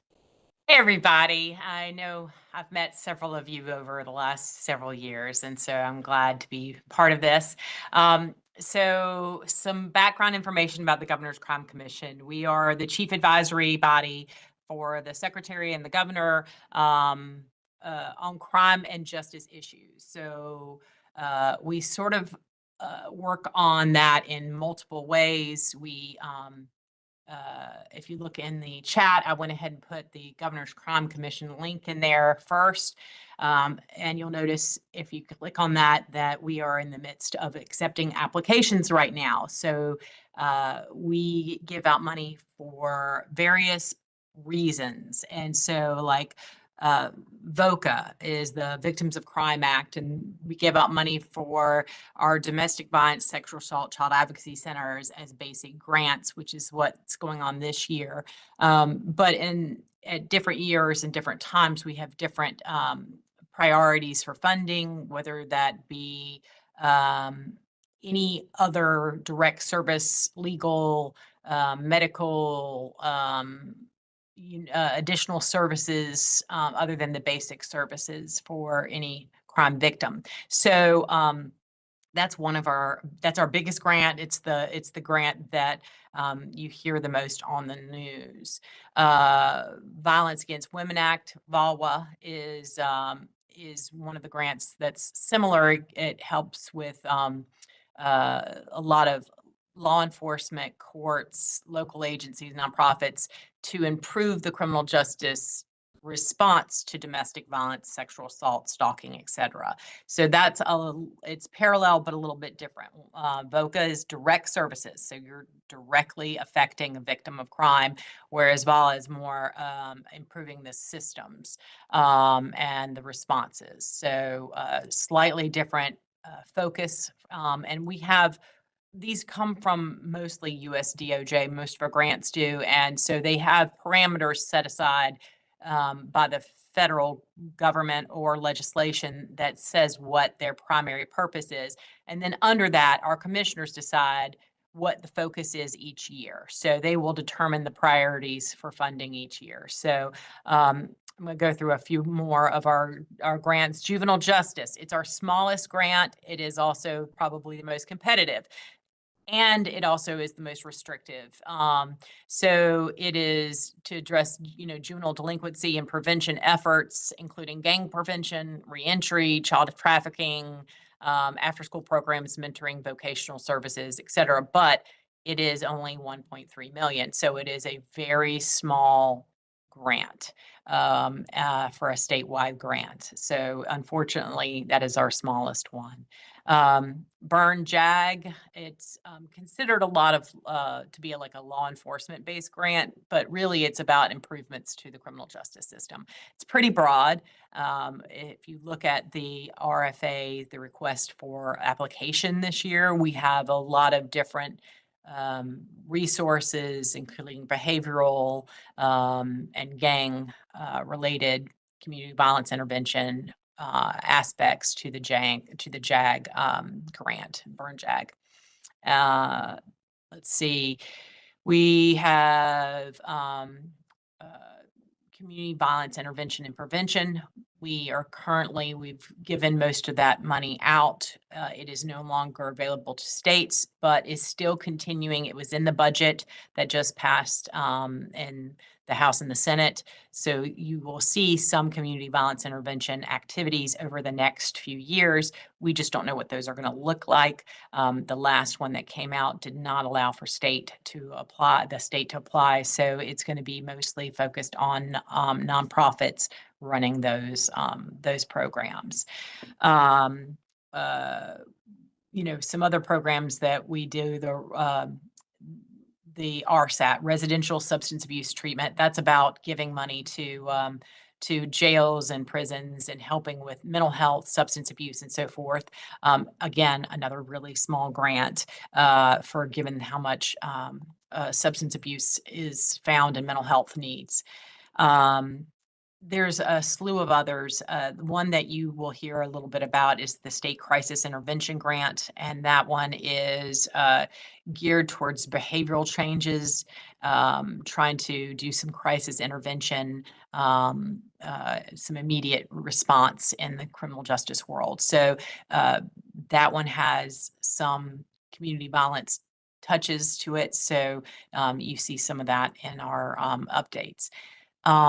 So that's one of the main things we work on, or that most of the staff work on, is our grants. We also have, and you'll see I put it in the link, is the Criminal Justice Analysis Center. So that's a source where we are providing data that we are able to get our hands on and provide it to you to be able to look at locations, look at it by victims, look at it by the type of crime, whether it's violent, whether it's against a person, a place, and so forth. So it's a way for y'all to the public to drill down into the data and see what's going on in your communities. And then we also have initiatives. And I think, Ciara, are you going to talk about the Gang Task Force? Okay, great. So we've been working with the Gang Task Force. We're also helping with some plans for mass violence after the incident. So not the law enforcement response, but what is the community response immediately after it happens? Because there's a whole lot that happens after a mass violence incident. Law enforcement needs whatever the sort of the rising, bubbling up issues and incentives, we get involved in those. So right now, that's sort of a summary of what we do. and what we're involved in. I know that was a really fast response, but hopefully it gives you a little taste of what we're up to. Are there questions about the Governor's Crime Commission or any of our grants? I do have a question maybe for offline. This is Shada from Forsyth County. Can you drop your email in there talking about the SCIP grant, the Community Violence Prevention Grant? Yeah. So I will go ahead and say that, you know, unfortunately, there are some of our grants, and the State Crisis Intervention Program is one of them. Project Safe Neighborhood and Community Violence Intervention all require federal approval of the subrecipients. That has taken a lot more time to get federal approval of subrecipients. So I know that's one of the issues that we have had with those grants. Part of it is a new administration learning curve, and part of it is new staff and changing staff. So, and starting from the beginning. So anyway, but happy to chat offline about that and what's going on.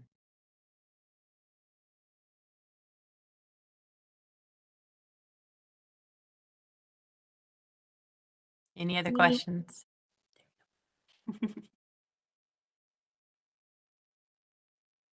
Okay.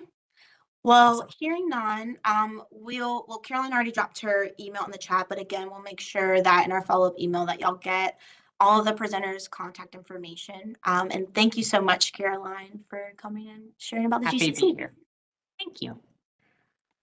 All right. And so the last thing that we wanted to share about, before I do that, it looks like we have one question in the chat, Caroline, that maybe you can quickly respond to. It says, have the dates for the grant proposals been announced on the website?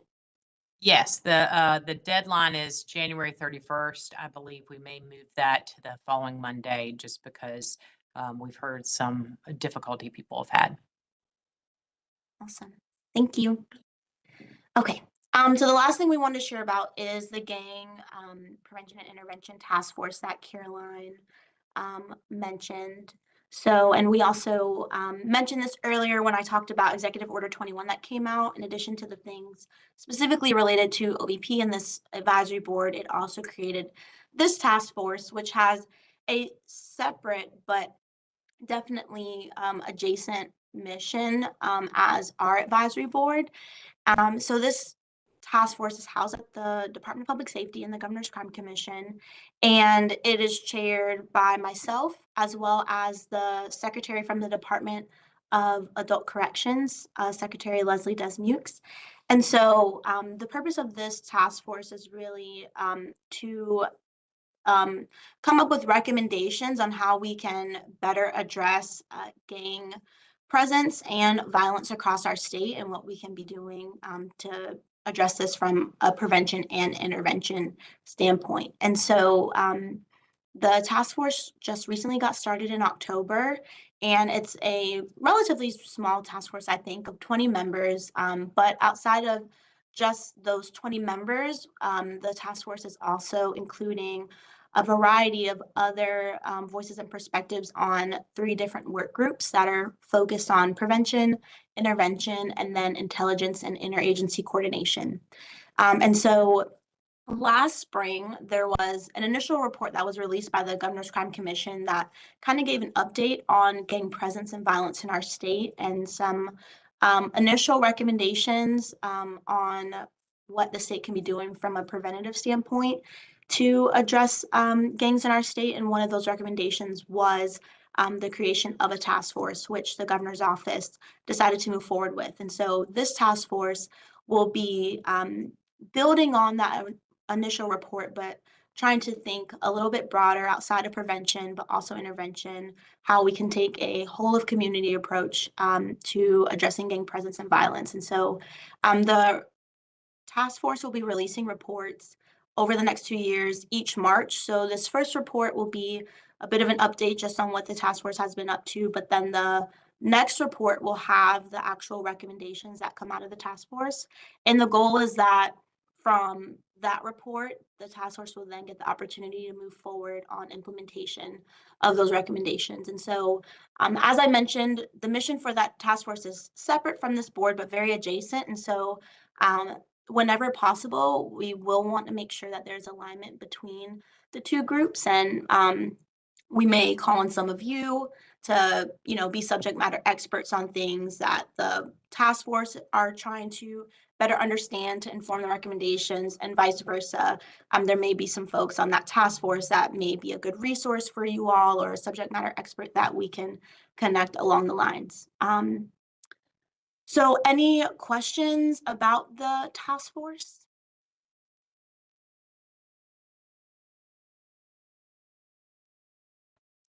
Ciara, you said that the report is going to come out in March, and it's going to contain recommendations in addition to those recommendations that came out in 2025.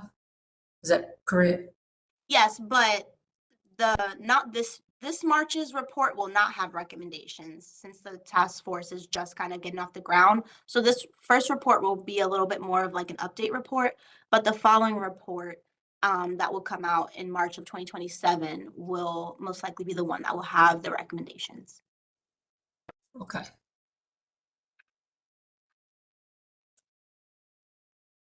Are there any other questions about the task force?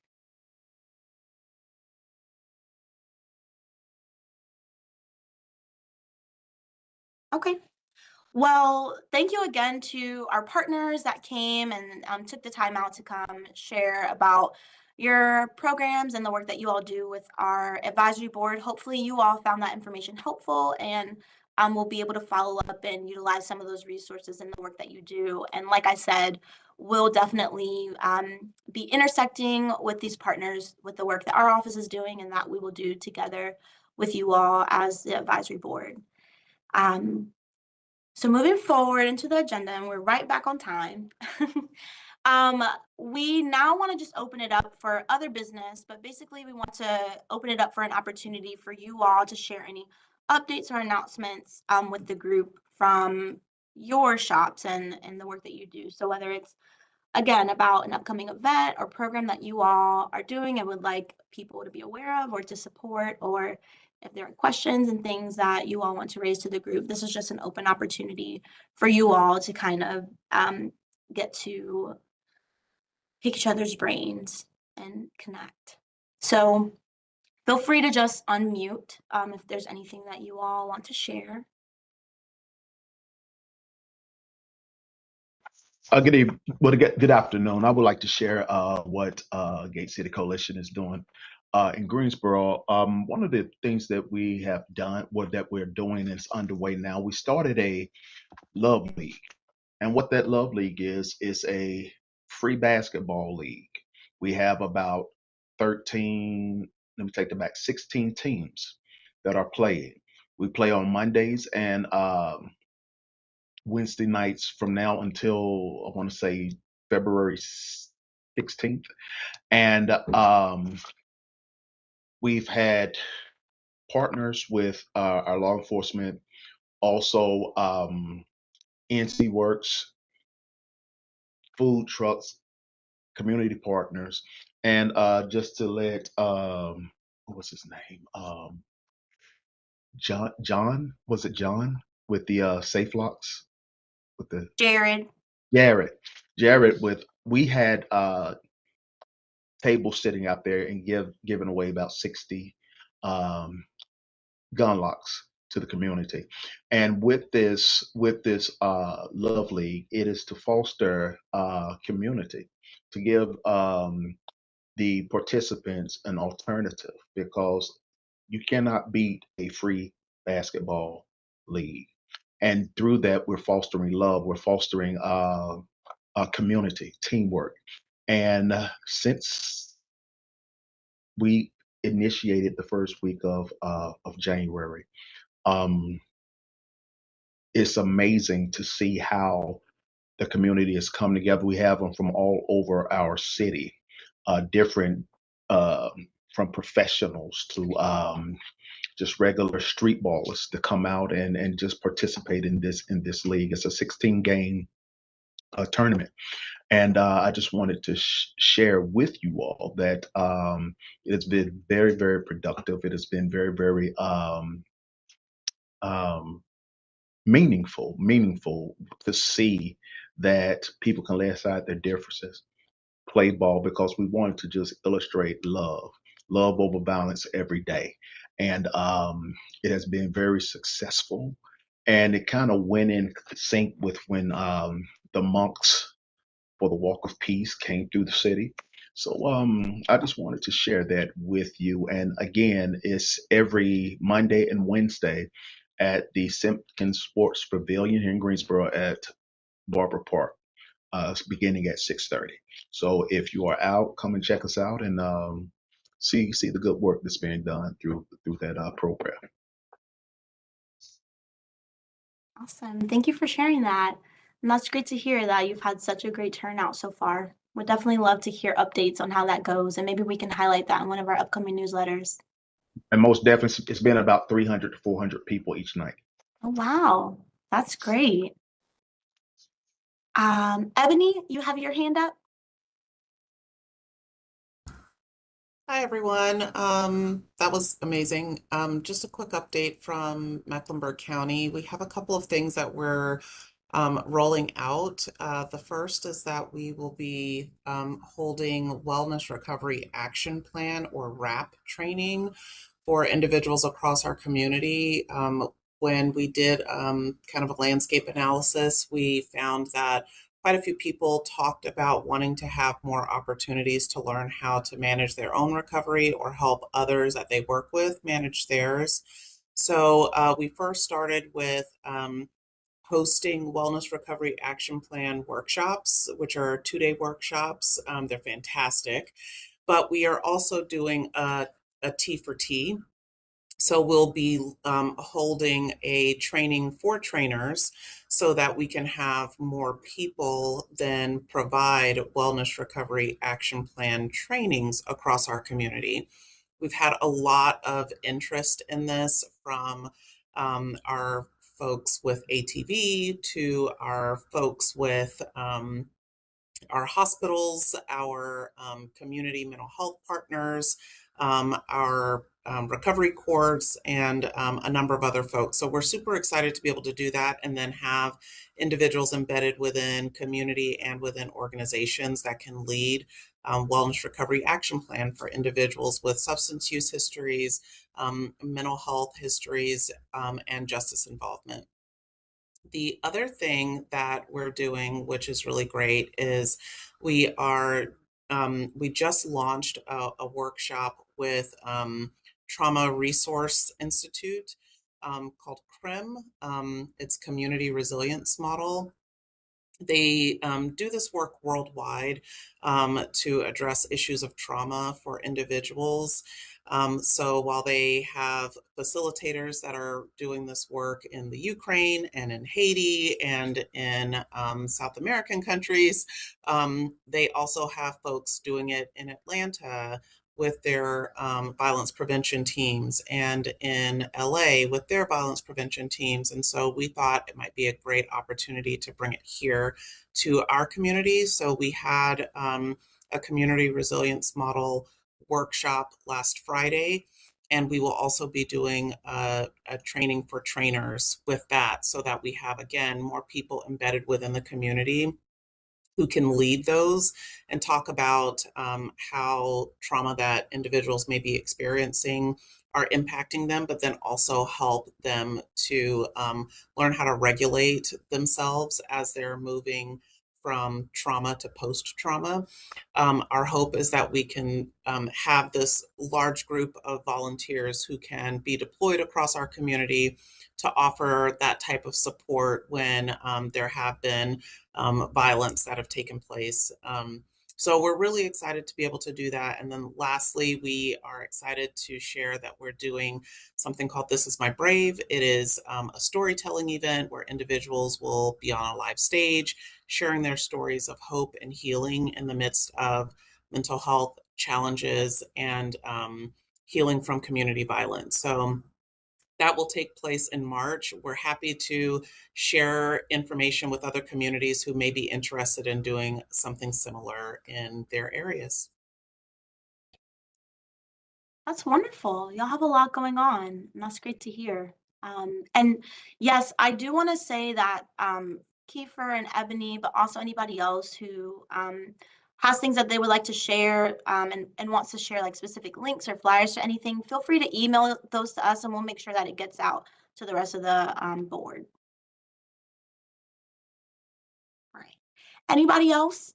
We've got time for maybe one more if anybody wants to share.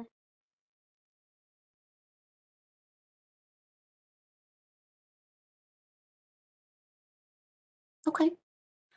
I would like to just make a quick comment and just listening today. I'm Chief Smith from Salisbury Police Department, and hearing everything and seeing what we do in our city, I look forward to the collaboration and hearing what other things are going throughout the state, what people are doing, and some of the things that we're doing. As far as I heard at the beginning, mentorship, and myself and my deputy chief have made it a point. Salisbury has 27 different neighborhoods, and we try to go one-on-one, either just me as the chief or her as the deputy chief, to speak with different youth groups and engage early intervention, early engagement, and kind of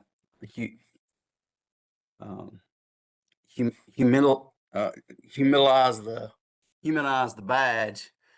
And the first couple of meetings with the youth, they're kind of standoffish, but after the third or fourth meeting, they're not calling me Chief Smith, they're calling me PJ, and they're seeing me out and seeing one of the maps during the NC Safe really surprised me was that Rowan County was green, and it was closer to 0 than it was closer to even half. So that was very surprising to me, because if you hear the I guess the community perception, that's not the perception. So I look forward to working with everybody, and I stayed back and listened and was very quiet today, but I do look forward to engaging in the future. So thank you for inviting me to be on this board, and I look forward to working with each and every one of you. So thank you.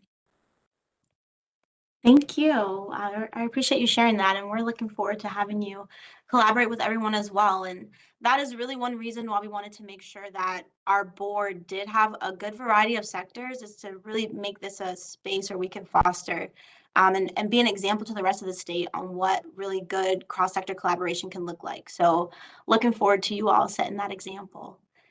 Okay, well, we're going to wrap up for today. And we just wanted to close with first making sure we shared some information with you about upcoming things to keep on your calendar. The first is our next advisory board meeting, which is coming up shortly after this one. And this one will be in person here in Raleigh. And it's going to be held in a conference room at our Division of Juvenile Justice and Delinquency Prevention. Remember, I told you they were great partners. They're also letting us use their space.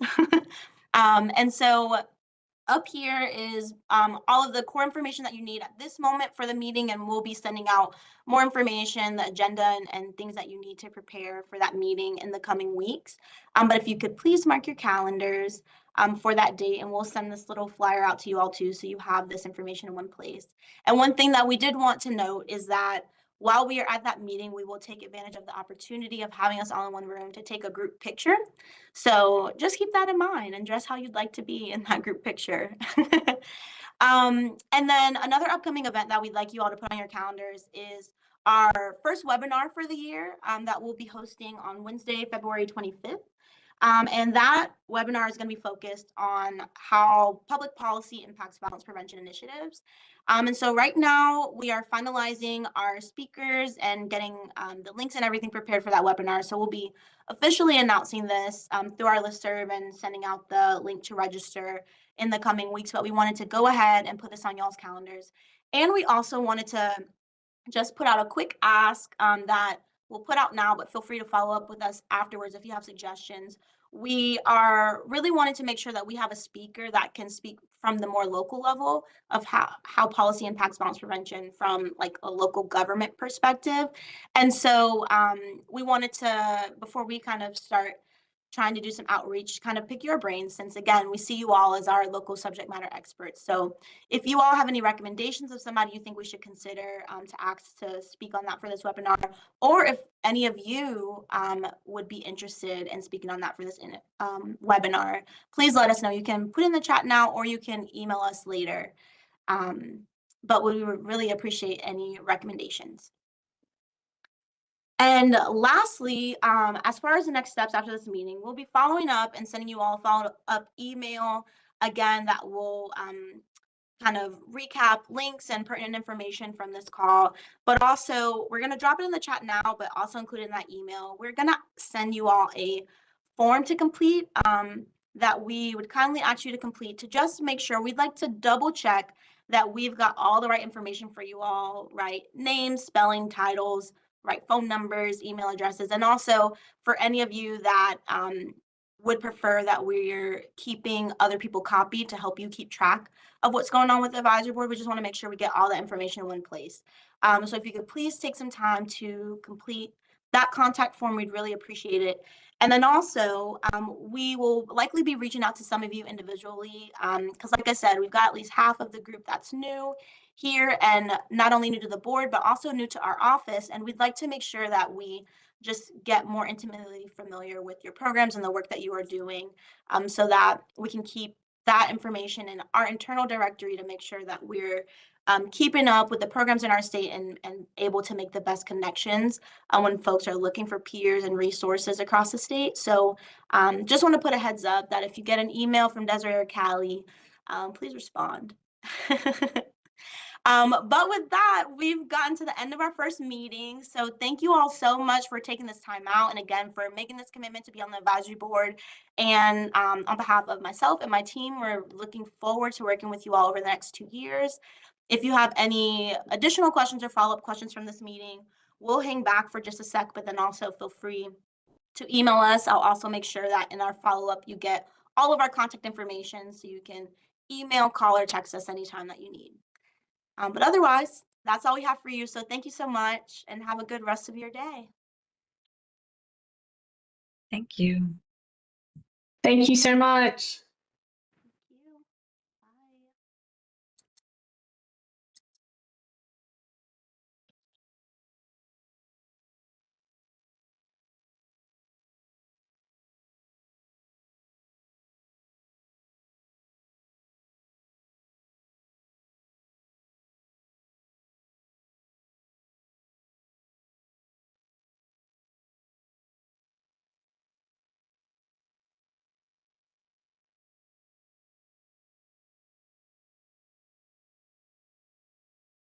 Bye. Hey.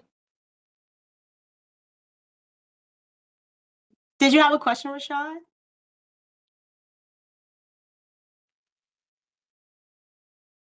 Okay. Maybe not. Okay. Well, you have a great day as well. Thank you so much. We'll see you later.